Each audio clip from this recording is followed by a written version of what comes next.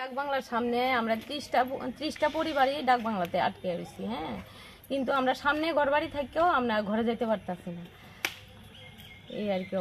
6 দিন হয়েছে আমরা এখানে, বৃষ্টি সেই লাস্ট 3-4 দিন আগে বন্ধ হয়েছে।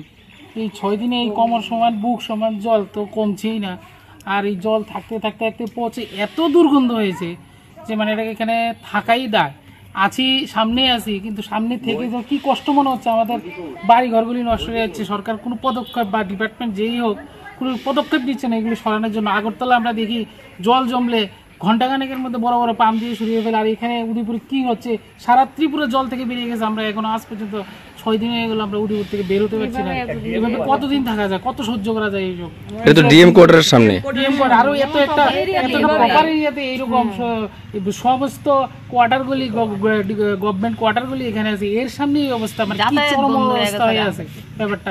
এইটা দুর্বিষহ অবস্থা, এক কথা খুব খারাপ অবস্থা আছে। আগের ডিএম গেছে তাড়াতাড়ি উঠে থাকে, আমরা জল পাস হয় না, কিন্তু আজকে না, সবসময় যখন বৃষ্টি হয় বেশি তখন কিন্তু আমার এখানে জল পাস হয় না। হ্যাঁ, এই জল পাস করলে আমরা এখানে বড় বড় ড্রেন করাও দরকার, ড্রেন করার ব্যবস্থা করতে হবে, জলটা যাতে সবসময় আমরা এখানে জল জমা জায়গায় আছে। বৃষ্টি হইলেই উঠানে জল উঠে থাকা, ঘরে মানে উঠানে জল উঠে থাকা, ঘরেও জল ঢুকে। আমরা এই রাস্তার মধ্যে জল জমা থাকে, এখানে জল যাই না কোনো মতে। ড্রেনের জল কমলে বাড়ির জল নামে, ড্রেনের জল নামলে বাড়ির জল নামে, এই অবস্থা। সব এই যে উঁচা জায়গাগুলো, এই জলটা সব কিন্তু আমরা এখানে ঢুকে।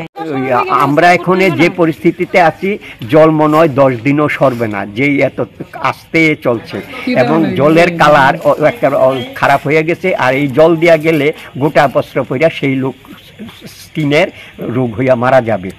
আচ্ছা, তো এই জলটা যদি কালকের মধ্যে মোটর ফিট করিয়া ফাসিং না করে, তাহলে আমরা এখানে থাকতে পারবো না, এবং দুর্গন্ধে আসা যাওয়া যায় না। আর পরুই পাতা পইরা পচা গন্ধ এবং জল, এইভাবে মনে হয় 10 দিনও শেষ হবে না।